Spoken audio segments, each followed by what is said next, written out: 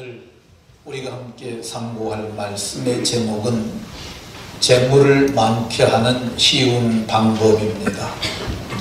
오늘 이것을 설교를 한 편으로 전하기에는 양이 너무 많아서 두 번에 나눠서 하도록 하겠습니다. 오늘은 그래서 11조를 해야 되는 이유를 주로 말씀드리고, 다음 주에는 11조를 하면 어떤 복을 받게 되는가, 그것에 대해서 어떻게 복을 받게 되는가에 대해서 말하려 합니다. 한번 따라 하십시다. 재물을 많게 하는 쉬운 방법. 옆 사람과 서로 인사하면서 이렇게 서로에게 복을 빌어줍니다. 이 재물이 많아진다는 말은 부유해진다는 거죠. 속된 쇠속용어로 부자 된다는 겁니다. 이 재물을 힘이라고도 얘기를 해요. 금력이라고 얘기를 합니다. 금력. 재물에 힘이 있는 사람들은 힘 있는 사람, 유력한 사람 중에 하나가 되는 거야. 사람이 유력한다는 말은 권력, 지력 등등 이런 힘을 포괄하는 말이지만, 재물만 있어도 힘 있는 자들이 됩니다. 그래서 오늘 재물을 많게 하는 쉬운 방법이라는 점을 가지고 같이 은혜 받도록 하겠습니다. 한번 따라 하십시다. 재물을 많게 하는 쉬운 방법. 옆 사람과 서로 이렇게 인사하면서 복을 빌어줍니다. 재물이 많아지는 복이 있으시기 바랍니다. 재물이 많아지는 복이 모두에게 있으시길 예수님 이름으로 축원합니다.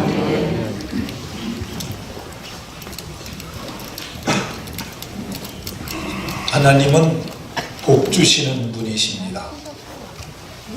성경에도 하나님께서 복 주시며 그렇게 말씀합니다. 하나님은 복 주시는 분이세요. 제가 이 말을 자꾸 반복하는 이유는 사람들이 하나님을 축복하는 분으로 오해하고 있기 때문에 이 말을 반복하는 겁니다. 축복이라고 하는 것은 복을 비는 일련의 행위를 축복이라고 말합니다. 지금 김승태 집사님이 앉아 계신데, 제가 김승태 집사님 머리에 손을 얹고 하나님, 김승태 집사님에게 복을 주시옵소서. 제가 복을 비는 거죠. 건강에 복을 주시고 부여에 복을 주시고 명철하게 하시고 세상을 경영하는 경영자가 되게 하옵소서. 예수님 이름으로 기도합니다. 그러면 예수님 이름으로 복을 빈 거야. 그를 옆에 사람이 보고 하나님이 김승태 집사를 한 목사를 통해서 복을 빌었다, 이렇게 말하면, 한 목사가 김승태 집사를 축복했다, 이렇게 말하면 맞는 표현이에요. 그러니까 축복은 사람이 하는 겁니다. 하나님이 축복하셨더라, 이런 말은 성경에 없어요. 근데 많은 분들이 하나님 축복해 주세요 이렇게 기도하잖아요. 그는 하나님을 어떤 존재 밑으로 하나님을 내려놓는, 하나님을 강등시키는 행위라 할 수 있습니다. 성경을 보면 야곱이 그 12아들을 축복하되, 야곱이 12아들을 축복할 수 있어요. 그는 야곱이 복을 빈 일련의 행위들이에요. 근데 하나님이 축복하셨다 그러면은 하나님이 누구에게 복을 빌었다는 뜻이 되는 거예요. 성경에는 예수님의 족보가 두 군데 나옵니다. 마태복음에는 하나님으로부터 예수님까지 나오고요. 또 반대로 누가복음에는 예수님으로부터 시작해서 하나님까지 나옵니다. 그래서 그 이상은 아담이요, 그 이상은 하나님이라. 하나님 위에는 없어요. 그러니까 하나님이 누구한테 복 내려달라고 얘기를 하겠어요. 축복이라는 것은 복을 비는 일련의 행위인데, 하나님이 누구한테 복 주시라고 얘기를 하겠어요. 하나님은 복을 비는 분이 아니라 복을 주시는 분이라는 거예요. 예, 깨달아지면 아멘 하시기 바랍니다. 그럼 모든 사람에게 하나님께서 복 주시되 동일하게 복 주시지 않습니다. 구원은 일반으로 받는 거예요. 예수 믿으면 저도 구원받고, 예수 믿으면 김승태 집사님도 구원받아요. 마지막에 우리가 영광의 몸을 동일하게 입을 거예요. 그러나 지상에 사는 동안 이 사람들이 재물의 복을 많이 받는 사람도 있고 적게 받는 사람도 있는데, 그것은 복받을 짓을 하면 많이 받는 거고 복받을 일을 하지 않으면 적게 받는 거야. 이 세상 일도 그렇잖아요. 일을 8시간 일하는 사람하고 2시간 일하는 사람하고 인건비를 동일하게 주진 않잖아요. 알바생들도 시급이 요즘 7,000원 정도 되는 것 같은데, 최저임금이. 그럼 2시간 일했으면 14,000원을 받는 거고 10시간 일했으면 7만원 받는 거지, 2시간 일했는데 7만원 달라고 그러고 또 실제 7만원을 주는 사람도 없어요. 마찬가지입니다. 하나님께서도 복을 받을 만한 사람, 복을 받을 일을 해야 복을 주는데, 하나님께서 재물의 복은 오늘 성경을 보면 11조를 드리면 복을 주시겠다고 약속하셨어요. 하늘의 문을 열 것이며 쌓을 곳이 없도록 하나님께서 이 찔끔찔끔 주는 것 아니고 수고한 대로 먹게 하는 것이 아니라 부어주시겠다고. 부어주시는 것은 계산하지 않고 쏟아붓는 것을 말합니다. 그 복을 약속하고 있습니다. 그러면 성경에서 말하는 11조가 뭘까? 성경이 말하는 11조는 온전한 거야. 온전한 11조. 그러니까 이 소득에 비해서 조금 덜 드리면 그건 온전하지 않는 거야. 하나님이 내게 주시는 것을 10분의 1을 계산해서 하나님 앞에 드리는 게 온전한 11조죠. 레위기 27장에는 좀 더 구체적으로 11조에 나옵니다.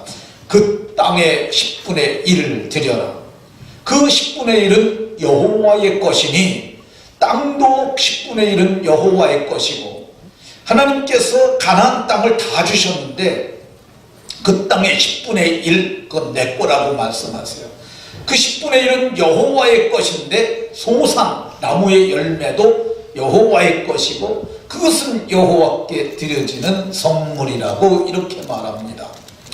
그러면 10분의 1을 드리는데 그러면 세금을 떼고 드려야 하느냐, 세금을 떼기 전에 11조를 드려야 하느냐, 이거를 전문가들은 세전 11조 혹은 세후 11조라고 이렇게 얘기를 해요.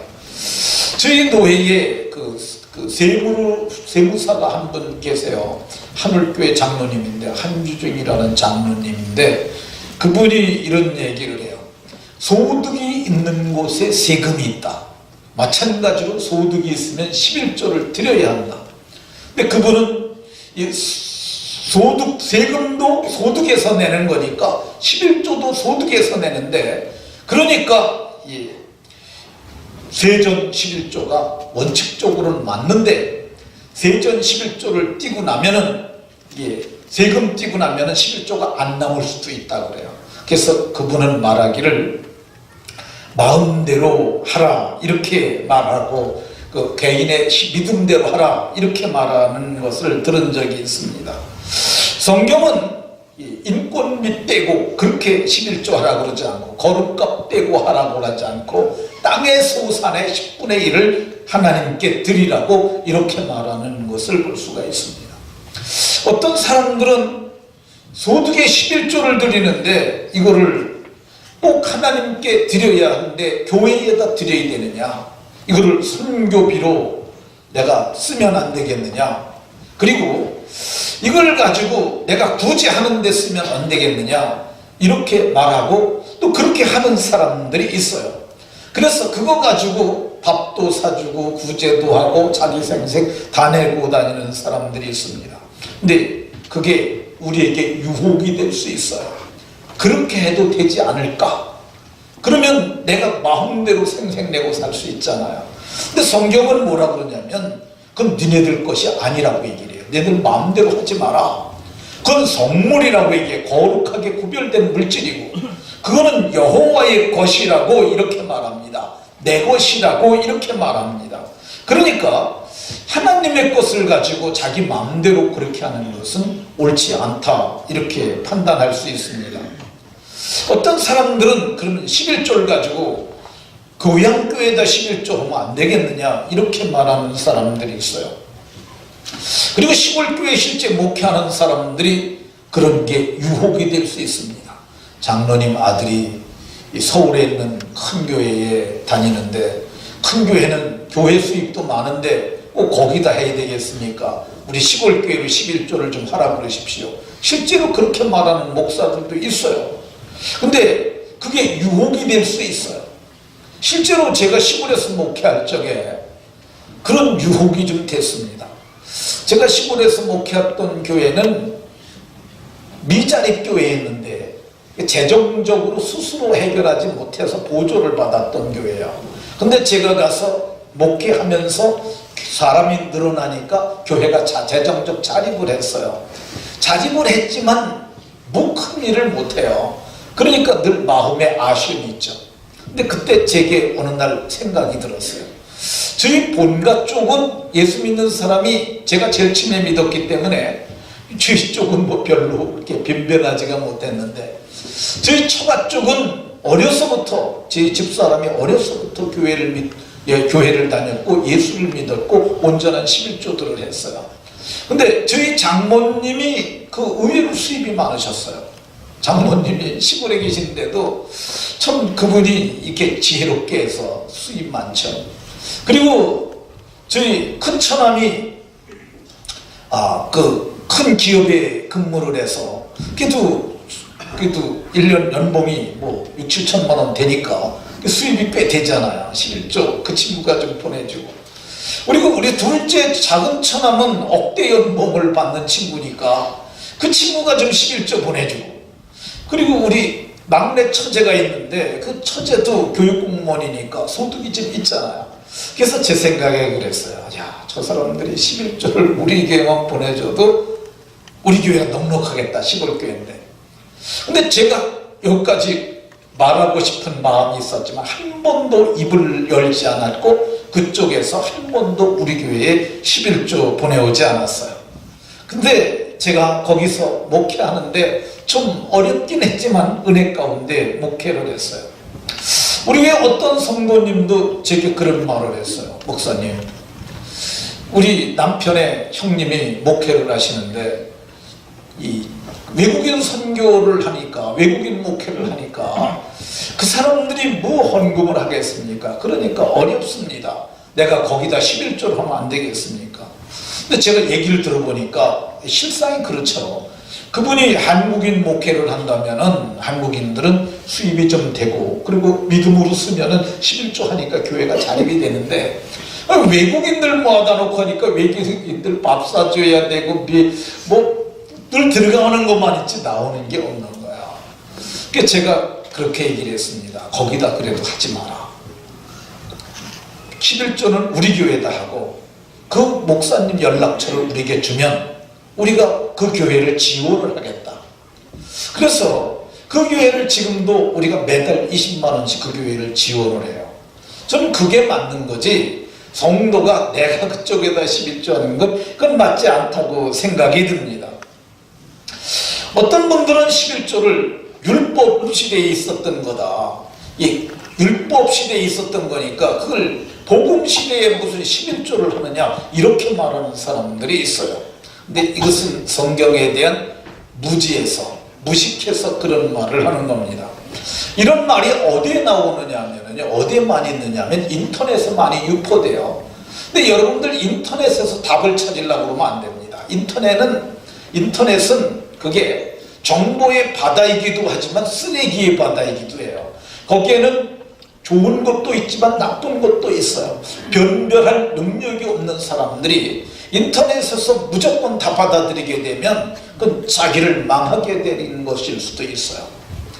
그러니까 그 인터넷에 교회를 무력화시키기 위해서 11조 하지 말라고 그렇게 얘기를 하는 사람들이 굉장히 많습니다. 왜 그러냐면 교회가 11조 안 하면 교회 무너지기 때문이죠. 이 교회가 11조 안 하면, 성도들이 11조 안 하면 교회는 이 세상에 존속할 수가 없어요. 그러니까 11조를 하지 말라고 여러 말로 말하는 사람들이 있는데 그건 여러분들을 무너뜨리려는 말이지 그건 성경의 가르침이 아니에요. 우리의 기준은 어디 있느냐? 인터넷이 기준이 아니고 오직 하나님의 말씀 성경입니다. 신명기 4장 44절에 보면 모세가 이스라엘 자손에게 선포한 율법은 이러하니라. 그러니까 모세가 이스라엘 자손들에게 율법을 선포했어요. 그러니까 모세 때부터 율법 시대라고 봐야 돼요.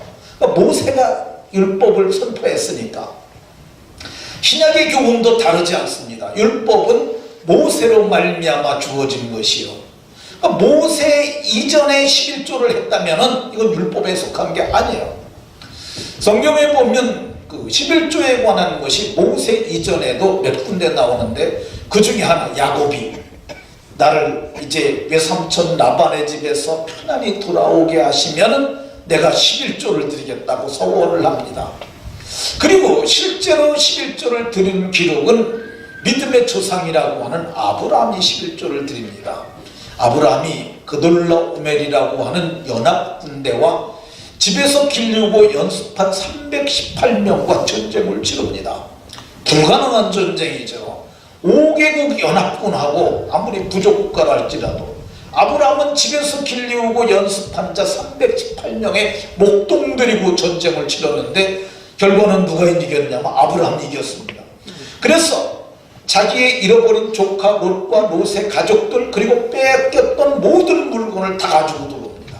그때 살레만 멜기세덱이라는 분이 그를 마중 나오고 그에게 복을 비는데 그때 아브라함이 그 얻은 것에서 10분의 1을 멜기세덱에게 주었더라 이렇게 말합니다. 그러니까 아브라함이 11조를 처음으로 드린 거죠. 이 멜기세덱에 관해서 시므리서 7장에 나오는데 이 멜기세덱은 지극히 높으신 하나님의 제사장이라고 얘기해요. 하나님의 제사장에게 11조를 드렸는데 이 7장 3절에 보면은 이 멜기세덱에 관해서 말을 하길 하나님의 아들과 방불하여, 요즘은 닮아서라 그랬다는데 하나님과 아들과 방불하여 항상 제사장으로 있는 분으로, 이분은 시작한 날도 없고 죽은 날도 없고 생명의 끝도 없고 그런 분이라고 이렇게 말해요. 근데 아브라함이 노량물 중에 10분의 1을 멜기세덱에게 주었다 이렇게 말합니다. 그러니까 아브라함은 모세 이전, 율법 이전의 사람임에도 불구하고 11조를 드렸어요. 몇 년 전쯤 되냐면 약 600년쯤 전의 사람입니다. 애굽에서 이스라엘 백성들을 모세가 이끌고 나왔는데 그게 애굽에 들어간 지 430년 만이라고 얘기를 해요. 430년. 이 430년 만에 저들이 나왔는데 그때 야곱이 130살에 그를 데리고 들어갔어요. 이스라엘 백성들을 데리고 들어갔어요. 430 플러스 130 하면은 560대잖아요. 그리고 이삭이 야곱을 60세에 낳았어요. 60년을 더하게 되면은 그것만 해도 600년이 넘잖아요. 그러니까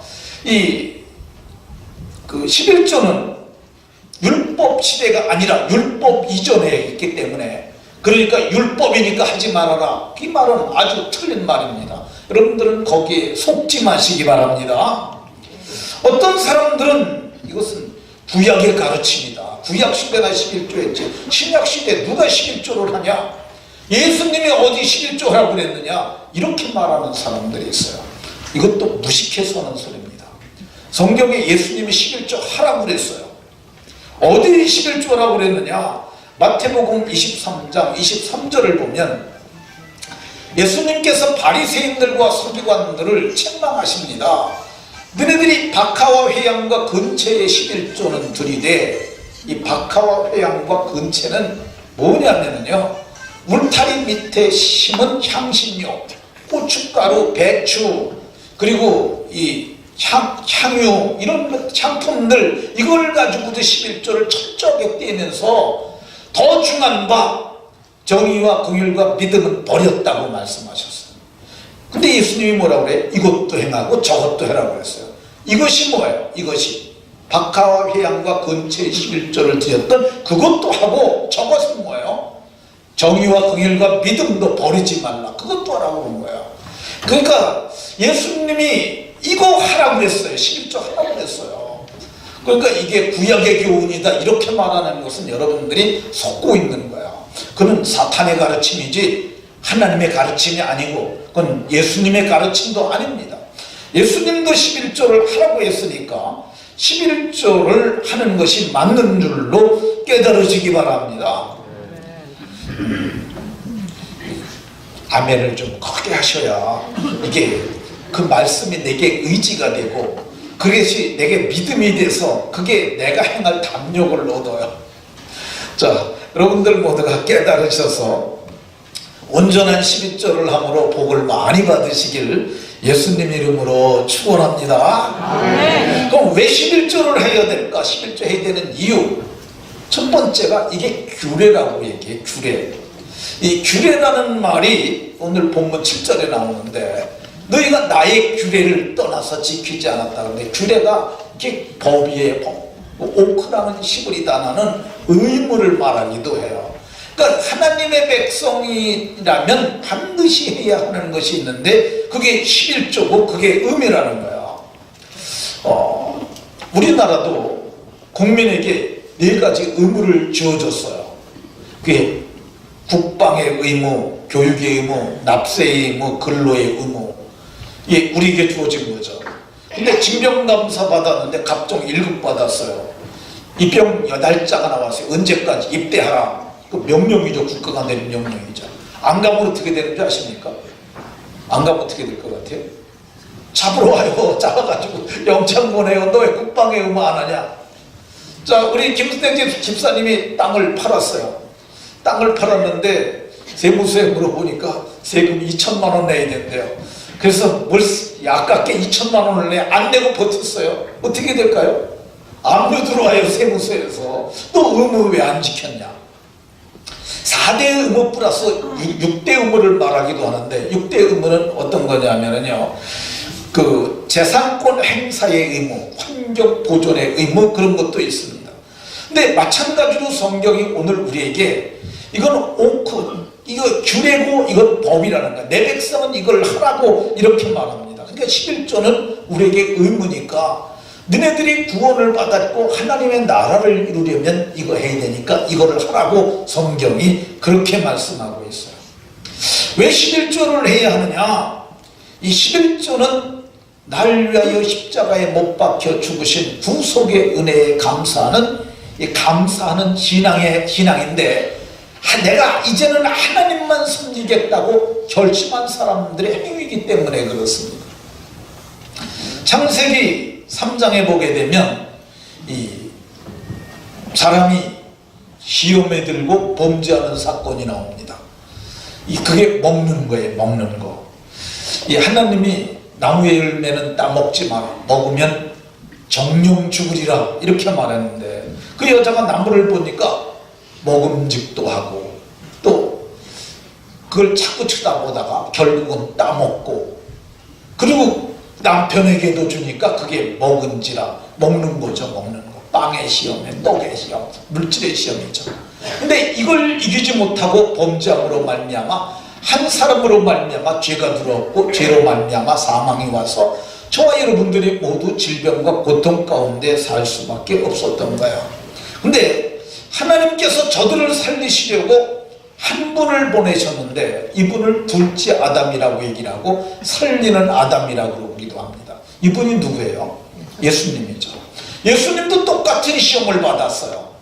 마귀가 예수님을 데리고 광야로 가갖고 40일을 금식하고 죽이신 예수님에게 돌을 가져왔어요. 떡처럼 생긴 돌을 갖고 와갖고 네가 만일 하나님의 아들이거든 이걸 명해서 돌을 떡으로 만들어서 먹어라. 그럼 너 줄인 배를 채울 수 있지 않느냐. 첫사람 아담은 하나님은 죽는다 그러고 마귀는 안 죽는다 그랬어요. 그래서 저울질하고 하다가 하나님 말씀 저울질하다가 마귀 말하고 하나님 말하고 저울질하다가 결국 마귀 말을 듣고 망하게 된 거야. 근데 예수님도 하나님의 말씀도 알고 있고 마귀 말도 알고 있었어요. 근데 예수님은 단호하게 배격을 합니다. 사람이 떡으로만 사는 게 아니라 하나님의 입으로 나오는 모든 말씀으로 산다. 그리고 말씀을 선택함으로 마귀를 물리치시고 이기셨습니다. 그래서 예수님이 첫사람만 먹는 떡의 시험에 실패했는데 둘째 아담 살리는 아담 되시는 예수님께서는 시험을 이기셨어요. 근데 그 시험을 이기신 예수님께서 4장에 시험 받으시고 5장부터 산상보온이 시작되는데 그때 예수님이 이렇게 말씀하셨어요. 너네들 선택을 해라. 물질이냐 하나님이냐. 물질을 선택하든지 하나님을 선택하든지 너희는 선택을 해야 한다. 사람이 물질과 재물과 하나님을 겸하여 섬기지 못한다. 우리는 이걸 분명히 선택을 해야 돼요. 예수님 믿는 사람들은 선택한 사람들이에요. 물질을 섬길 것이냐 하나님을 섬길 것이냐. 근데 성경은 말하기를 겸하여서는 도저히 섬기지 못한다는 거야. 세상 사람들은 재물을 선택한 사람들이에요. 그 세상은 저희의 신은 배요. 배라는 말이 이 배예요. 이거 이 타는 배가 아니라 먹는 배가 아니라 음식물이 들어가는 배라고 했어요. 근데 우리는 하나님을 선택한 사람들이잖아요. 그러니까 하나님을 겸하여 섬기지 않겠다고 선택한 사람들이 내가 하나님만 섬깁니다라는 믿음의 고백으로 드리는 것이 11조라고 말할 수 있습니다. 그러니까 우리는 11조를 하나님을 재물을 섬기자냐고 하나님을 선택한 사람들이에요. 그러면 우리의 삶이 달라져요. 우리는 그때부터는 재물의 노예가 되지 않고 재물을 다스리며 사는 거야. 그래서 사도행전에 보게 되면 사도들의 발 앞에 저들이 재물을 갖다 놨다 그러잖아요. 재물이 발밑으로 내려가는 거야. 그러니까 이 하나님을 섬기는 하나님만 섬긴다고 온전한 11조를 드리고 살겠다는 사람들은 세상을 다스리며 지배하며 세상에서 권위 있게 사는 사람들입니다. 제가 예를 들어서 말씀드리면은 물고기가 이 바다에 있습니다. 이 살아있는 동안은 물고기가 바다에 짠물이 들어오질 않아요. 회를 먹어보면은 바다에서 잡은 고기인데도 짜지가 않아요. 그게 살아있는 거야. 그 물고기는 바다를 유유자적하면서 그런 파도를 거슬러 올라가면서 살 수 있어요. 근데 죽은 물고기는 어떻습니까? 바닷물이 다 들어오는 거죠. 짜져요. 회 못 먹어요, 죽은 고기. 근데 성경이 뭐라고 얘기를 하느냐? 너희들은 하나님을 선택하게 되면 세상의 모든 것을 다스리며 살 수 있도록 우리에게 은혜를 베풀어 주시겠다고 말씀하셨어요. 그래서 11조는 모두가 다 드리는 거예요. 소득이 많으면 많이 드리는 거고요. 적으면 조금 드리는 거야. 소득이 많아서 많이 드렸잖아요. 내가 11조를 이렇게 많이 해서 어깨를 펼 것도 없어요. 또 11조를 조금 드려서 요걸 11조를 드려서 의기소침할 것도 없어요. 그냥 동일한 11조예요. 그러니까 그래서 우리 교회는 일꾼을 세울 적에도 11조의 유무를 따집니다. 액수는 안 봐요. 정말 저 사람들이 11조를 드렸느냐. 11조 드리는 신앙이 중요한 거지 액수가 중요한 게 아니야. 11조 신앙은 근데 어려서부터 가르쳐야 돼요. 어려서부터. 그래서 조금부터 드리는 걸 가르쳐야 돼요. 조금. 100원을 드리는 것부터 해야 되고요. 여러분들도 소득이 적으면 적은 대로 10의 1조를 하면 그건 11조를 온전히 드리는 거야. 우리가 11조를 계속 하다가 보면은요, 많이 드려도 조금 드려도 초연할 수가 있어요. 그러니까 11조를 온전히 드리는 삶을 살게 되면은 그런 부분에 초연하게 될 때 그때가 하나님이 부어주실 만한 때가 된 거예요. 하나님이 그릇이 안 된 사람에게 돈을 많이 주잖아요. 그럼 사고 나요. 여러분들 저거 있잖아요. 복권에 당첨돼가지고 복이 되지 못한 사람들이 수도 없이 많아요. 예. 그 복권 복권이 당첨돼 돈이 많이 들어왔는데 그것 까닭에 부부관계 깨지고 가정 깨지고 인생 망가지고 비참해진 사람들이 하도 많습니다. 그 그릇이 안 되니까 그런 거예요. 근데 11조를 드리는 사람들은 하나님이 복을 부어주셔도 될 만한 그릇이 된 거예요. 그래서 많이들이나 조금들이나 초연할 수 있는 상태가 그 사람들이 바로 복을 받을 만한 상태다, 이렇게 볼 수 있습니다. 그럼 왜 11조를 해야 될까? 하나님은 뭐라고 그러냐면 11조가 워낙 내 건데 너희가 드리지 않는 것은 결국은 이게 도둑질한 것이 된다, 너희들이, 이렇게 말하고 있어요. 제가 이런 말은 참 하기 힘든 말이죠. 근데 제가 말하는 것이 아니라 성경이 그렇게 말해요. 원래 11조가 내 건데 구원받은 이후부터는 너도 내 것인데 11조를 드리지 않는 것은 결국은 네가 내 것을 도적질한 것과 다름이 없다, 이렇게 말합니다. 도둑질하게 되면 너희가 내 것을 도둑질하면 저주를 받는다고 말해요. 실제로 하나님의 것을 도둑질해서 저주받은 사람들이 있습니다. 오늘 기도하는 분이 아간 얘기했는데 아간이 도둑질하고 저주를 받죠. 이 이스라엘 백성들이 애굽에서 나와가지고 첫 번째 얻는 성이 여리고성이에요. 하나님이 그 성을 이스라엘 백성들에게 주시면서 말씀하시길 이거는 만물이기 때문에 첫 성이니까 내 거라고 말씀하셨어요. 그래서 그 가운데 있는 모든 것을 여호와께 온전히 바치라고 말씀하셨어요.